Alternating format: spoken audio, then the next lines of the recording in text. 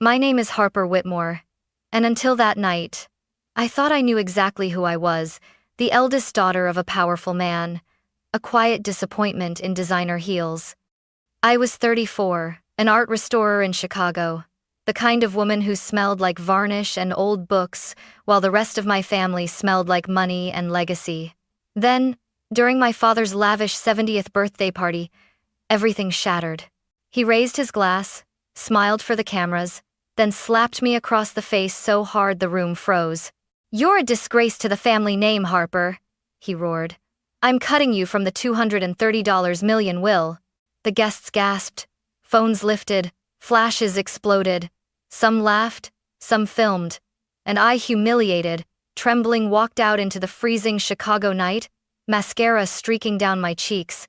The next morning, someone knocked on my door. 3 lawyers, and they weren't from my father.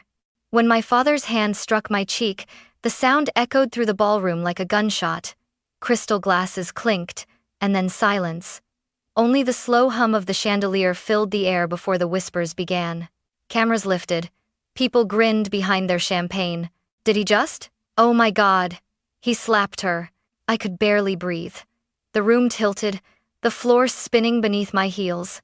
My father, Richard Whitmore, real estate magnate, stood tall in his custom Italian suit, his gray eyes colder than the marble pillars around us. "You think you can shame me, Harper?" he growled. "A daughter who fixes old furniture instead of running the company? You're nothing but an embarrassment." "Dad, please," I choked, feeling every eye pierce through me. "This isn't the place." "This is exactly the place," he thundered. "Maybe now you'll finally learn your worth." Nothing. He raised his glass again, smiling as though he'd just made a toast. Around him, people awkwardly clapped, unsure if this was some cruel family joke or a real public execution of pride. My stepmother Vivian, immaculate in her emerald gown, placed a perfectly manicured hand on his arm. "Richard, enough," she whispered, but her voice trembled, not with pity, with fear.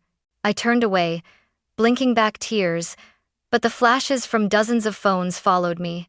My younger brother Cole, the heir apparent, looked at me with something between pity and victory. "Harper, just leave," he murmured. "You're making it worse, making it worse." As if I'd started any of this. I grabbed my clutch, ignored the murmurs, and pushed through the crowd. Outside, snow was falling softly, muting the city's noise. I stood there in the cold, breath shaking, cheek burning, mascara dripping onto my gloves. That slap wasn't just skin on skin. It was 34 years of resentment condensed into one brutal act. I'd never wanted my father's empire, only his respect. And now, in front of 200 people, he'd made sure the world knew I was no longer a Whitmore. I called a cab, but my phone wouldn't stop buzzing, notifications exploding. A number, "Billionaire Dad Slaps Daughter," was already trending. By the time I got home, the video had millions of views. My shame was now viral content. I locked my apartment door, slid down to the floor, and screamed until my throat went raw. I stared at my reflection in the window, the bruise forming along my jawline, and whispered to myself, "You're free now. You're free." But I didn't believe it. Not yet, because freedom shouldn't feel this empty. That night, as snow piled outside, I didn't know my entire life my very name was built on someone else's tragedy. The next morning, when the knock came at my door, it wasn't the press, or my father begging forgiveness. It was something far more unbelievable. At first, I thought it was the reporters. The pounding on my door came sharp and steady, 3 precise knocks that made my coffee tremble in the mug. I hesitated, heart still raw from the chaos of last night. "Miss Whitmore?" a woman's voice called, calm and professional. "We're here on behalf of your biological father." I froze. Biological father? I opened the door just a few inches. Standing there were 3 people who looked as though they'd walked straight out of a courtroom drama, a tall woman with silver-streaked hair tied neatly back, flanked by 2 men in immaculate suits. The woman extended a business card. "Judith Blackwell, Senior Partner, Blackwell and Hartman LLP. May we come in, Miss Whitmore?" she asked gently. "This conversation isn't one for a hallway." I hesitated, then stepped aside. My apartment small, cluttered with art supplies and unfinished projects, suddenly felt like a confession booth. Judith took a seat at my kitchen table, folding her hands. My colleagues are Mr. Reeves and Mr. Chen. We represent Mr. Magnus Carver. The name meant nothing to me. Who? She inhaled slowly. Your biological father, Miss Whitmore. He's been searching for you for 35 years. The words didn't make sense. I laughed, half disbelief, half hysteria. You've got the wrong person. My father's Richard Whitmore, unfortunately still very much alive and yelling at the news. Judith exchanged a glance with the younger man. He opened a leather briefcase and carefully placed a thin file on the table. My name, Harper Whitmore, was printed neatly on the tab. This file, Judith said, sliding it toward me, contains records from the Portland Police Department. A missing child case, June 1990. Female infant, 6 months old. Name, Lila Carver. I felt something twist in my stomach. That's not me. Judith's eyes softened. Your DNA says otherwise. I stared at her, waiting for the punchline that never came. Then, she pulled out a photograph, a young couple smiling in a park, holding a baby wrapped in a yellow blanket. The man had dark hair and green eyes. The woman had my smile. My exact smile. This was taken 2 weeks before the kidnapping, Judith said quietly. The bracelet on the baby's wrist look familiar? I glanced down at my own wrist. The small silver bracelet I'd worn since childhood engraved with a tiny train engine glimmered in the morning light. My breath caught. No, I whispered. My father gave me this. He said it was a family heirloom. Judith's voice gentled, almost maternal. It was, just not his family's. Something inside me cracked. The room seemed to fold in on itself, and I sank into the chair. My father, the man who slapped me, disowned me, wasn't my father at all. And the people I'd called family had built my entire life on a lie. Judith opened the file fully now, her manicured fingers moving with surgical precision. Page after page slid across my kitchen table reports, faded photographs, newspaper clippings. This is the official case file of the kidnapping of Lila Carver, the 14th of June 1990, she began. You were taken from Laurelhurst Park in Portland, Oregon, while your nanny was distracted by a woman asking for directions. I pressed a trembling hand to my lips. That's insane. My mother Vivian, she couldn't have— Vivian Whitmore, Judith interrupted gently, matches the age-progressed composite of the suspect the police had 35 years ago. The FBI reopened the case 3 months ago, after a DNA match appeared in a genealogy database. That match was you. I felt the blood drain from my face. My voice cracked. You're saying she kidnapped me? Yes, Judith said softly. She and your husband Richard Whitmore falsified adoption documents through a closed agency in Mexico. They paid off a clerk to backdate everything. The younger lawyer, Mr. Chen, opened a separate folder and produced a birth certificate. My birth certificate. Not the one I'd grown up believing. Your biological mother was Eleanor Carver, a teacher. Your father Magnus is an aerospace engineer. He's spent the last 3 decades building one of the largest renewable energy corporations in the US, and searching for you. I stared at the photo Judith slid next Magnus and Eleanor in front of a small house, holding a baby. My baby self. My chest tightened as if a band were being cinched around my ribs. I don't understand, I whispered. Why me? Vivian's voice echoed in my memory. After 3 miscarriages, I thought I'd never be a mother. And the words hit differently now. Judith continued. Your nanny at the time, Maria Santos, confessed on her deathbed that she was paid $50,000 to look away for 5 minutes. She thought it was a private adoption, not a kidnapping. When she realized what had happened, she was too terrified to come forward. I felt nauseous. I wanted to scream, to deny everything, but the proof lay right there, neat, chronological, undeniable. Mr. Reeves, the older lawyer, spoke for the first time, his voice kind but firm. Mr. Carver never gave up hope.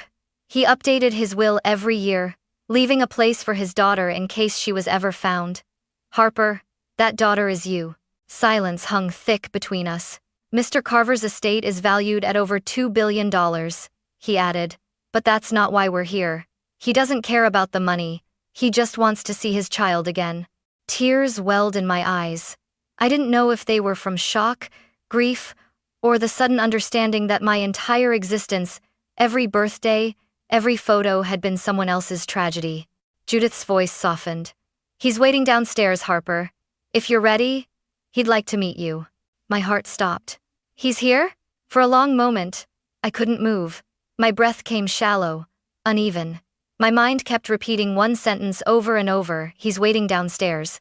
Judith stood quietly, giving me space to process. The ticking clock on my wall sounded deafening. I wiped my cheeks, took a trembling breath, and finally whispered, "Okay, I'll meet him." We rode the elevator in silence. My reflection in the metal doors looked pale, unfamiliar, like a stranger wearing my face. When the doors opened, the morning light flooded in, almost blinding. Standing near the building's entrance was a man in a dark gray coat, tall, composed, but with eyes that carried 35 years of loss. His silver hair glimmered faintly under the lobby lights. When he saw me, he froze, and for a moment, I saw the exact same green eyes that looked back at me in the photo upstairs. He didn't rush to me. He simply whispered, "Lila?" My throat closed. I think so," I managed to say, tears already spilling down my face. He took a hesitant step forward, voice shaking. "You still have it, the bracelet?" I looked down. The tiny silver train gleamed softly on my wrist. "You gave me this?" I asked, my voice breaking. His answer was just a nod, and then, "Your mother picked it out. She said you'd love the sound of trains." He covered his mouth with one hand, trying to contain a sob. For a man who had built an empire, he looked utterly fragile. "I wore the matching one every day," he said. "Every single day, hoping I'd see you wearing yours again." I didn't even realize I'd moved until I was standing in front of him. When his arms went around me, something inside me cracked open. He smelled faintly of cedar and rain, like home, a home I'd never known but had somehow always been missing. For the first time since that awful night, I felt safe. We stood there for a long time, just breathing. When we finally stepped apart, he wiped his eyes, smiling through tears. "Your mother, she would have loved to see you. She passed 5 years ago, but she never stopped believing you were alive." The words hit me harder than the slap from last night. "She's gone?" I whispered. He nodded. "But she left something for you, letters, journals, even the nursery she kept untouched all those years." A sob escaped my throat. "She kept my room? She refused to let me repaint it," he said, voice trembling with love and grief. "Every birthday, she'd leave a little gift inside. She said someday, you'd come home to open them." I covered my face, crying into my palms. Everything I'd lost, everything I'd never known, had been waiting for me all along. That morning, in the arms of the father I'd never met, I finally understood sometimes family isn't who raises you. It's who never stops searching for you. 2 weeks later, the world that had collapsed around me shattered all over again, but this time, it wasn't my life being destroyed. It was theirs. I was sitting in Magnus's car, parked across from the Ravenswood Country Club, the same place my father, Richard Whitmore. I still struggled to call him anything else, played golf every Tuesday.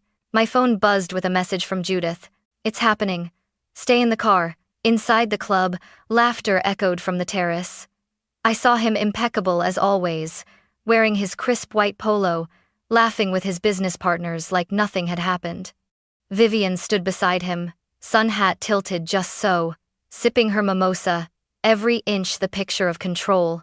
Then, the FBI cars rolled in. Doors slammed. Agents in navy jackets poured out. For the first time in my life, I saw Richard Whitmore's smile disappear. He turned, confusion flickering, then anger. "What the hell is this?" he shouted, backing away as 2 agents approached. "Richard Whitmore, Vivian Whitmore, you're under arrest for the kidnapping of Lila Carver 35 years ago," one of them said, voice steady and loud enough for the crowd to hear. Gasps rippled across the terrace. Golfers froze mid-swing. Phones came out, recording everything, poetic justice in real time. "This is insane," Richard bellowed, his voice cracking as they took his wrists. "I raised her. She's my daughter." "No," I whispered from the car, watching through the glass. "You stole me." Vivian began sobbing, mascara bleeding down her cheeks. "We just wanted a child," she cried, as if that could erase 35 years of deceit. I loved her. But love built on lies is still a cage. When they led them to the cars, the same socialites who had once recorded my humiliation now captured their downfall. I thought I'd feel triumphant. I thought watching him dragged away in handcuffs would fix something inside me. It didn't. I only felt hollow. Magnus reached over, resting a hand gently over mine. "You don't have to watch," he said softly. "I do," I murmured. "They took 35 years from you, and from me. I need to see how it ends." Richard's eyes found me through the crowd as he was pushed into the back of the police car. For the first time there was no anger, no superiority, only something close to regret. His lips formed the words, "I'm sorry." I turned away. The world would know now, every paper, every channel. The perfect Whitmore family was nothing but a story stitched together by lies and fear. That night, as the headlines blazed, "Billionaire couple arrested in decades, old kidnapping," I sat in my apartment, staring at my reflection. I wasn't Harper Whitmore anymore. I was Lila Carver. And for the first time, that name didn't feel like a stranger's. It felt like the truth. When the court hearings began, my world turned into a blur of headlines and testimonies. Every network wanted an interview. Every magazine wanted a photo. But all I wanted was silence and answers. Magnus refused every offer to exploit the story. "We're not selling pain," he said simply. Instead, he took me home, not to his mansion or company headquarters, but to a modest 2-story house overlooking the Oregon coast. "This," he said quietly as he opened the front door, "is where your mother kept waiting." The moment I stepped inside, the air changed. The scent of old lavender and ocean salt filled the space. Everything was frozen in time, the floral wallpaper, the rocking horse in the corner, even a faded photo of a baby girl with a silver bracelet taped to the fridge. My hands trembled as Magnus handed me a small wooden box. The latch creaked as I opened it. Inside were dozens of envelopes, all addressed in delicate cursive. "To my Lila, for when you come home." I couldn't breathe. My knees went weak. The first letter was dated the 14th of June 1990, the day I was taken. "My sweet girl, if you ever find this, know that not a day passes without me believing you're still out there. When I hear a train whistle, I imagine you laughing. When the rain hits the window, I imagine you sleeping safe somewhere." Ah, tears splashed onto the page. My vision blurred as I read the next. "Your father built you a toy chest. It's still in your room. He polishes it every year on your birthday. We never stopped celebrating you." I pressed the letter to my chest and sobbed deep, aching sobs that came from a place words couldn't reach. Magnus knelt beside me, his own tears falling silently. She was extraordinary," he whispered. "When the police told us the trail was cold, she refused to give up. Every year, she mailed a photo of us to the Missing Children's Center. She said, if she ever sees us, she'll know where home is." I looked around the room. The nursery walls were still painted pale yellow. On the shelf sat a row of tiny books, their spines cracked from years of waiting. "I missed her whole life," I said, voice breaking. Magnus shook his head gently. "She wouldn't want you to think that way. You're here now. That's all that matters." I turned back to the letters, reading through them one by one, until the light outside dimmed. Each one was a heartbeat, each word a bridge reaching across time and grief. And for the first time, the hole inside me, the one carved by lies and loss, began to feel a little less empty, because even though my mother was gone, her love had been waiting for me all along. Weeks passed, and life became a strange mix of freedom and mourning. The media moved on to the next scandal, but I was still living inside the ashes of 2 lives. Harper Whitmore, the daughter of privilege and cruelty, and Lila Carver, the child who had been stolen, loved, and lost. The court summoned me to testify during Richard and Vivian's trial. Judith said I didn't have to face them, but I knew I needed to. Closure doesn't come from silence, it comes from confrontation. When I walked into the courtroom, all eyes turned. Richard sat at the defense table, his silver hair perfectly combed, but the arrogance was gone. Vivian looked smaller somehow, her hands shaking in her lap. The judge called me forward. My heels echoed on the polished floor. "State your name for the record," the clerk said. I took a breath. Lila Eleanor Carver. For a moment, the room went still. Richard's eyes lifted toward me, a flicker of disbelief, maybe even shame. Miss Carver, the prosecutor began, can you tell the court what you remember about your upbringing? I swallowed hard. I remember being told love came with conditions, I said, my voice trembling at first but growing stronger. That success meant obedience, that affection had to be earned. I didn't realize until now, none of that was love. It was control. Richard's jaw tightened. Vivian started to cry softly, whispering, I'm sorry, Harper. I turned to her. My name is Lila. The prosecutor nodded at me to continue. I used to think my father's approval was the only thing that mattered, I said, my throat thickening. But now I understand something. Love that destroys someone's spirit isn't love at all. You didn't raise me. You trained me to be afraid of failing you. Tears blurred my vision. But you couldn't erase who I really was.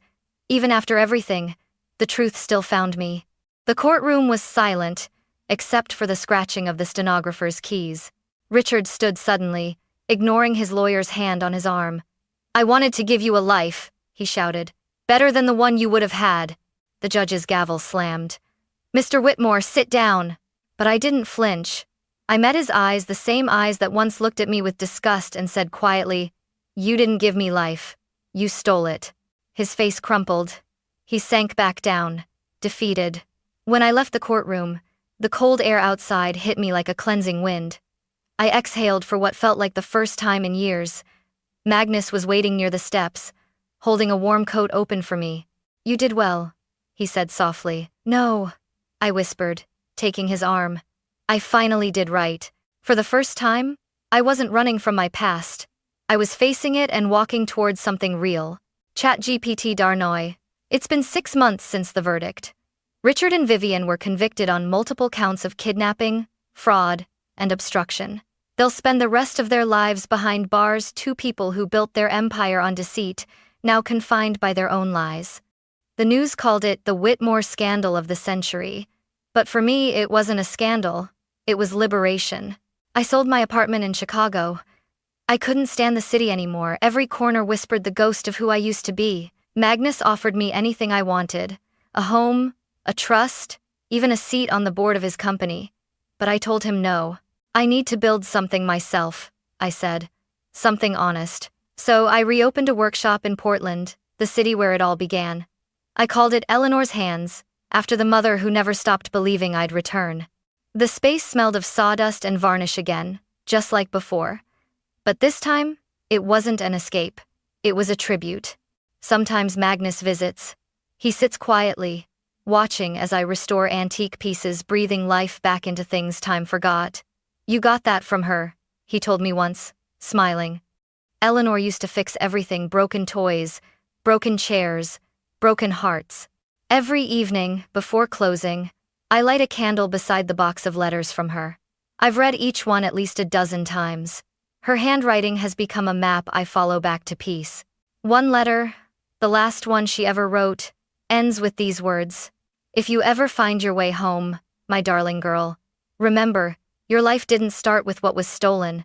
It starts with what you choose to rebuild. I've memorized that line. It's become my mantra.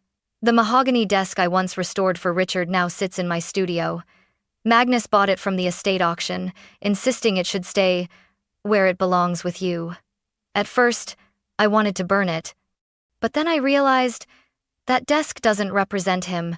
It represents me, the woman who turned pain into purpose. One afternoon, as the sun poured through the workshop windows, Magnus handed me a small velvet box. Inside was the matching silver bracelet, the one he'd worn for 35 years. I think, he said softly, they should be together again. I clasped it next to mine, feeling the cool metal against my skin, two halves of a promise finally whole. I'm not Harper Whitmore anymore. I'm Lila Eleanor Carver. And though my story began with lies and loss, it ends here in truth, in forgiveness, and in the quiet hum of a workshop by the sea, where every piece I restore feels like I'm repairing a little part of myself. Because sometimes, the life you were meant to live is the one you have to build with your own hands.